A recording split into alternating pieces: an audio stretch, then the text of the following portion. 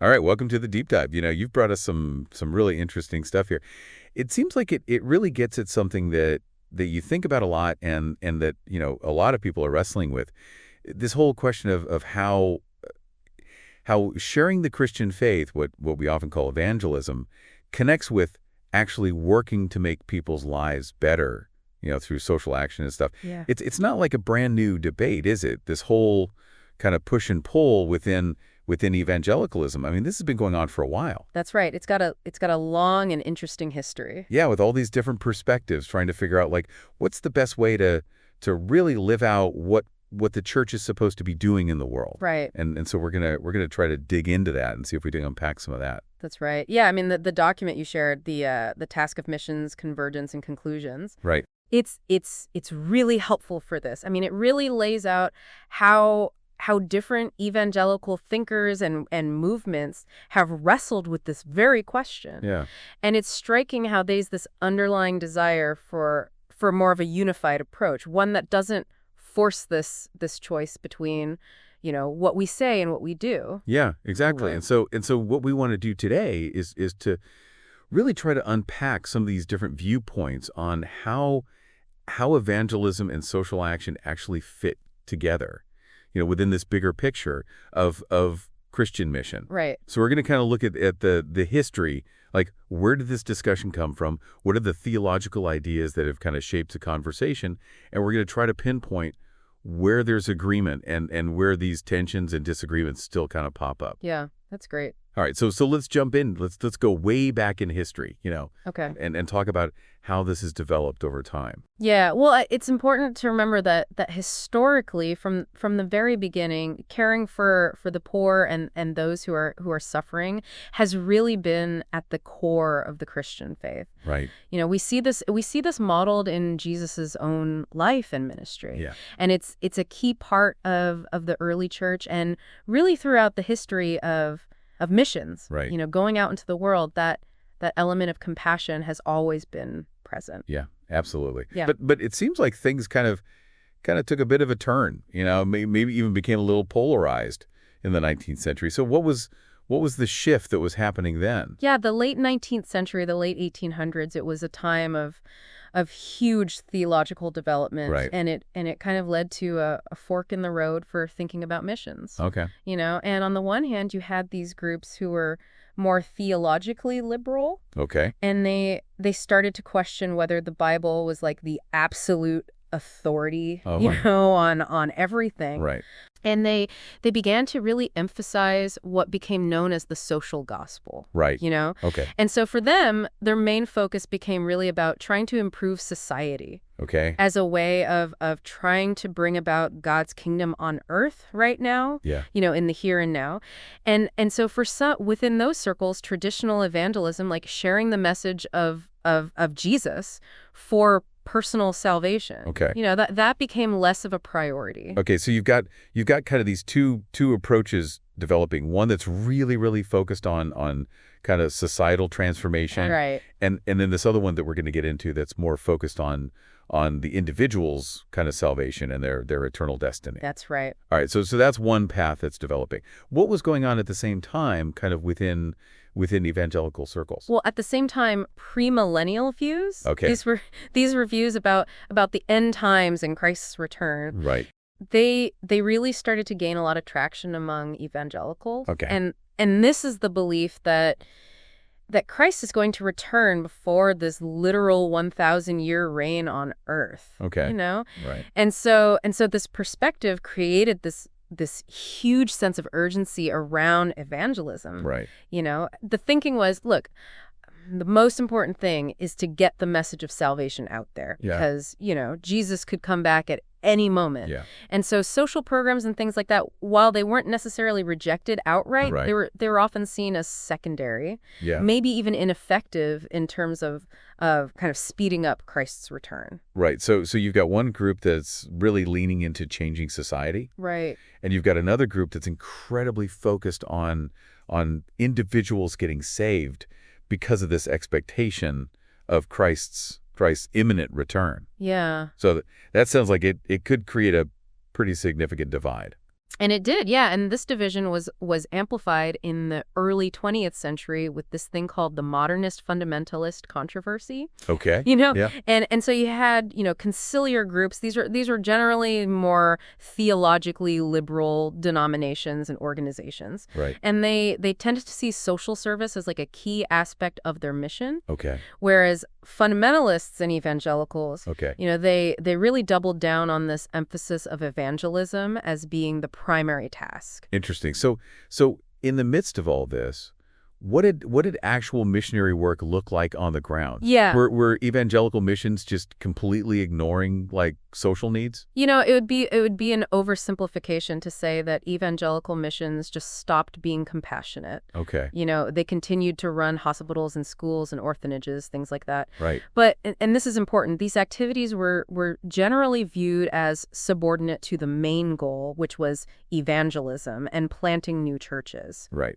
The idea that missions should actively try to change these social structures, Yeah. like the political and economic systems, Uh-huh. that was viewed with a lot of suspicion, Right. almost like it was compromising with the social goths somehow. Right. There's a quote here from 1902 from Robert E. Speer. He called this idea a mischievous doctrine. Wow.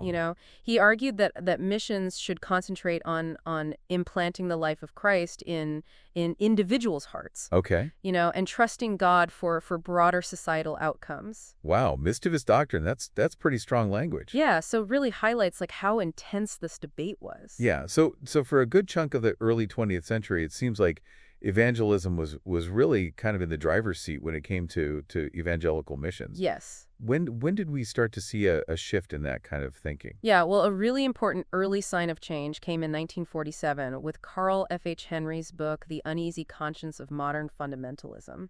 And this work really challenged evangelicals to reclaim social action, Okay. as a legitimate and biblical concern. Right. So this was an early voice calling for a broader understanding of our responsibility in the world. So the uneasy conscience starts to kind of stir a little bit. Yeah. But then the 1960s and the 1970s roll around, and it seems like things got even more maybe complex, with some of the views that were emerging. Yeah, when more radical conciliar views of mission as like humanization and liberation, Okay. when those emerged in the 60s and 70s, that actually heightened the polarization. Okay.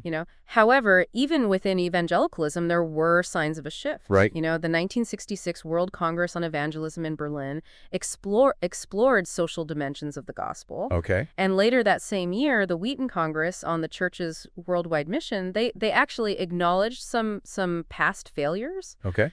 in addressing social problems, and they called for social action to go hand in hand with this verbal witness. Okay. So the Wheaton Declaration specifically recognized this need. Okay. So a little bit of a crack in that purely evangelical focus Right. starts to appear. Yeah.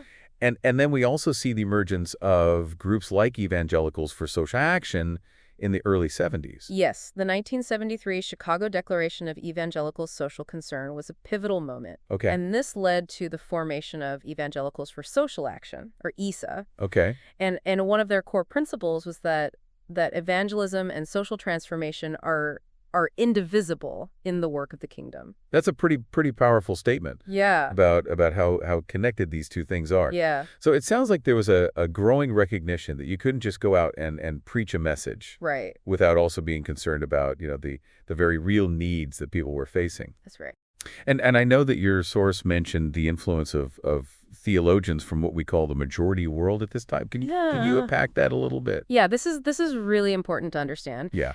Theologians from what we call the majority world, which is essentially, Africa, Asia, Latin America, they started to really voice their frustration with a missiology, Okay. which is the study of mission. Right. They were frustrated with a missiology that seemed to separate the spiritual and the material needs of people. Yeah. They were often living in context of deep poverty and injustice. Right. And they felt that this solely spiritual focus just didn't adequately address the realities that they were facing on a daily basis. Yeah, that makes sense. If you're dealing with, hunger or oppression, I could see how how a message that only talks about, the afterlife could feel a little disconnected, a Exactly. little out of touch. So this concern that was being raised that played a significant role then in the 1974 Lausanne Congress on world evangelization,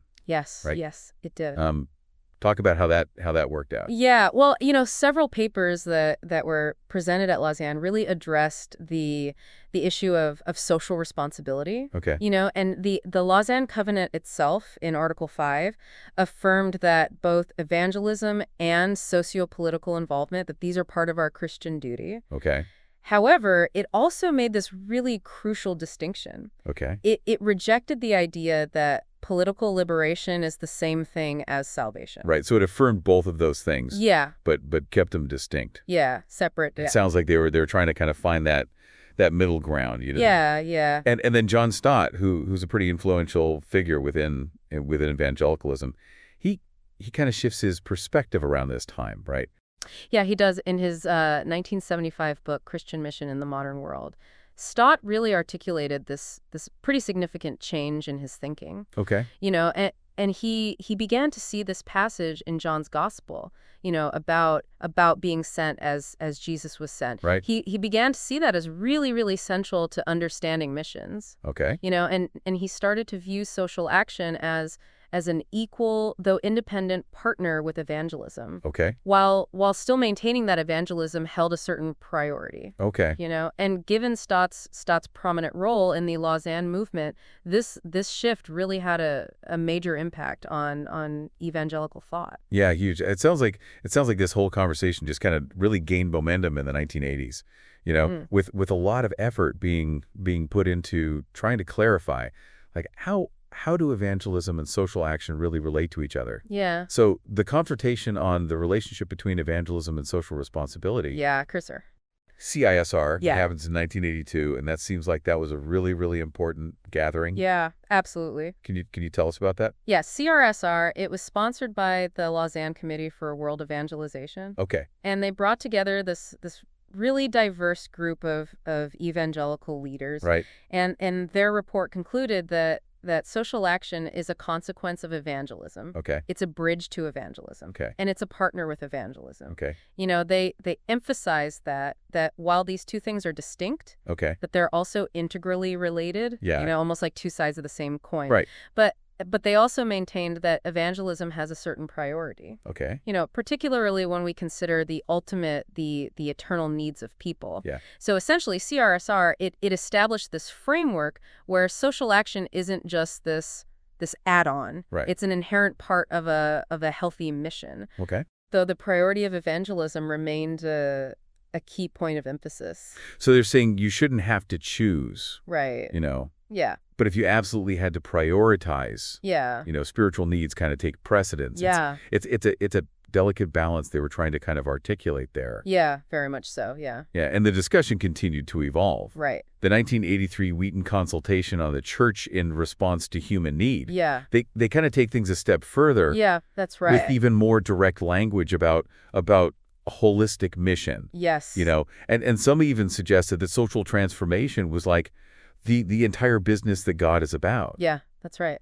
And so there was this shift in terminology from just development, which often focused on providing aid or improving infrastructure, Right. to transformation, emphasizing addressing these systemic injustices. Right.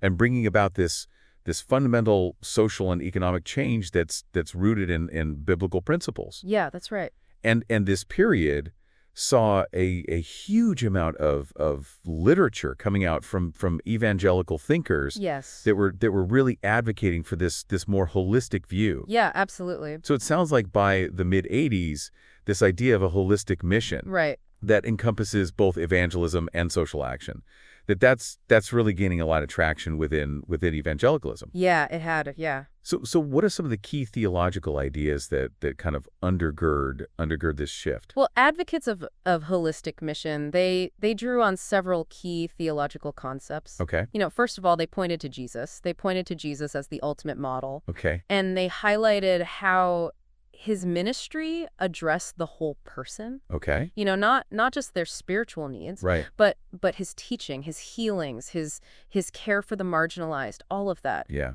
They also emphasize this broader understanding of the kingdom of God. Okay. Seeing it as encompassing all of creation and history, not just individual salvation in the church. Right. So the kingdom is God's comprehensive reign over all things. That's right. Yeah. Yeah. Yeah. And so this led to a definition of mission that extended beyond just evangelism or specific social projects. Okay, that makes sense. And then the understanding of what it even means to be saved. Yes. That also kind of broadened, right? It did. Yeah. Salvation was increasingly understood in terms of the whole person. Okay. Not just forgiveness of sins and eternal life, Right. but also the restoration of our humanity and our relationships in this life. Right. As René Padilla put it, salvation is about total humanization. Wow. So, this more complete understanding of salvation naturally led to a more complete understanding of mission. Okay, that makes sense.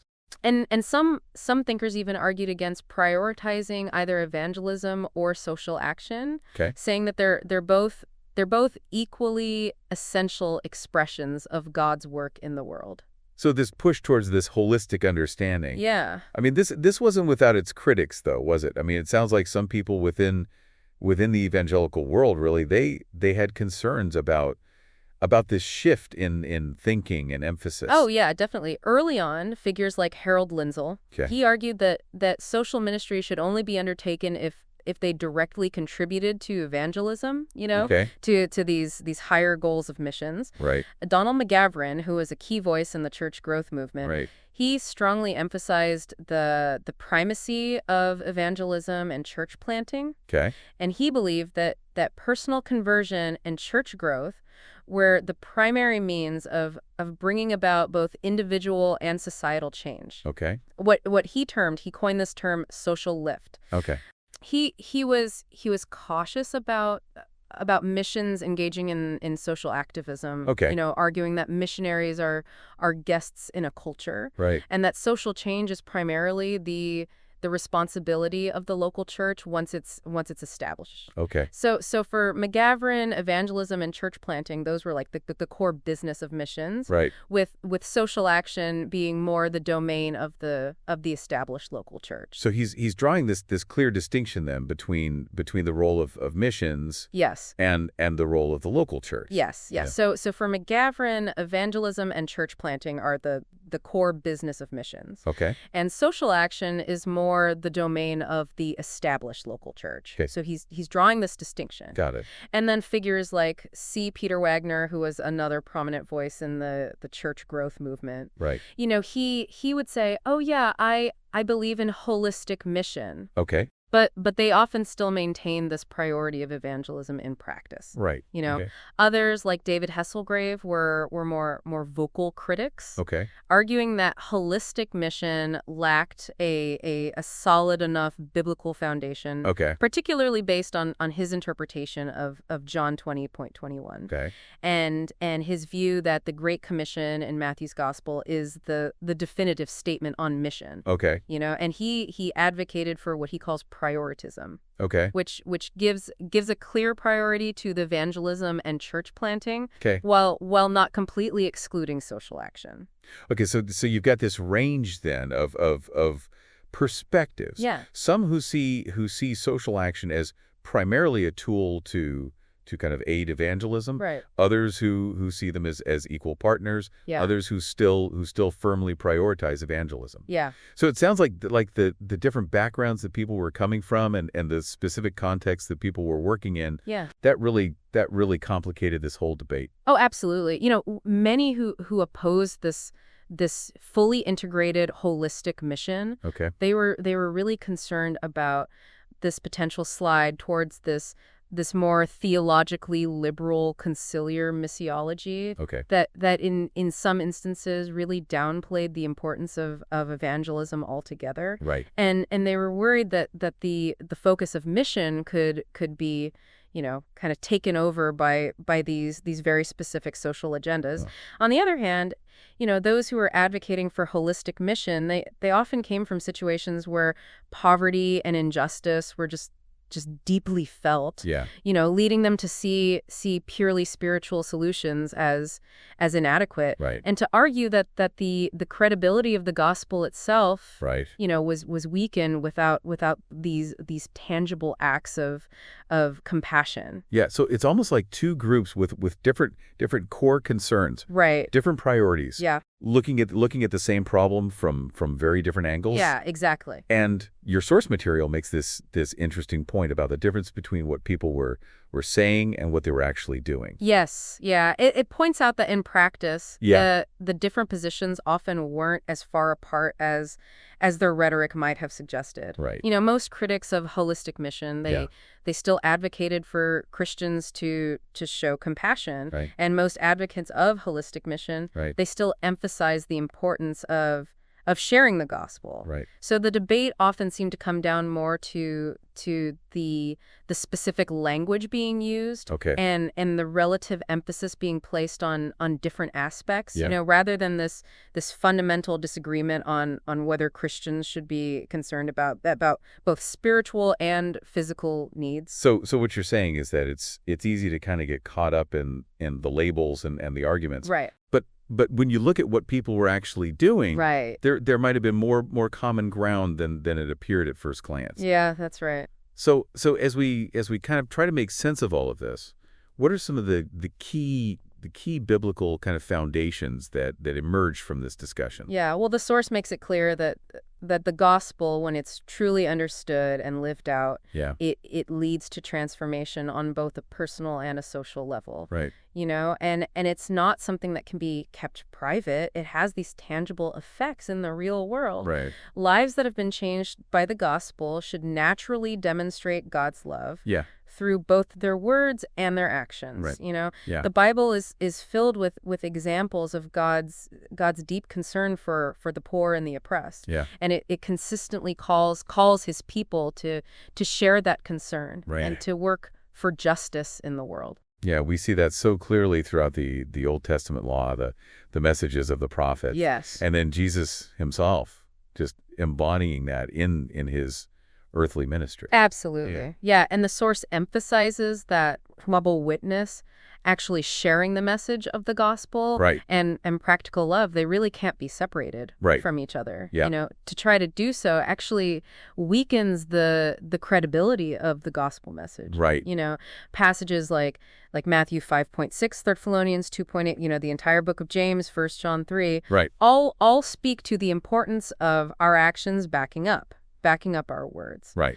However, the source also raises this valid concern that some who advocate for this very broad, holistic mission might inadvertently downplay the necessity of proactively sharing the message of salvation. Right. So there's a call for a renewed focus on making the gospel known. So it's that ongoing tension again, Yeah. How do we hold both of these absolutely vital aspects of mission together Yeah. in a healthy and effective way? That's right. And the source also kind of touches on this whole question of the weight of spiritual needs versus the importance of addressing temporal needs. Yes.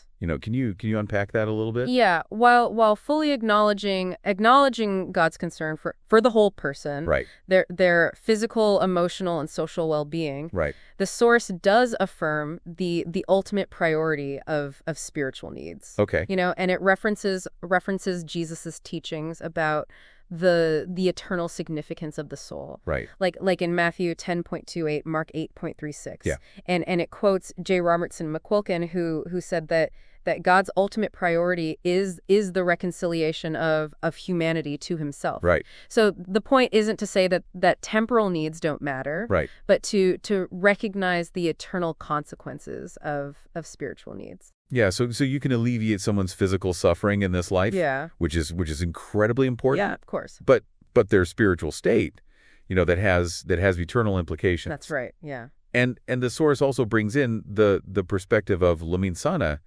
highlighting the importance of the gospel being translated and taking root authentically within local cultures, Yeah.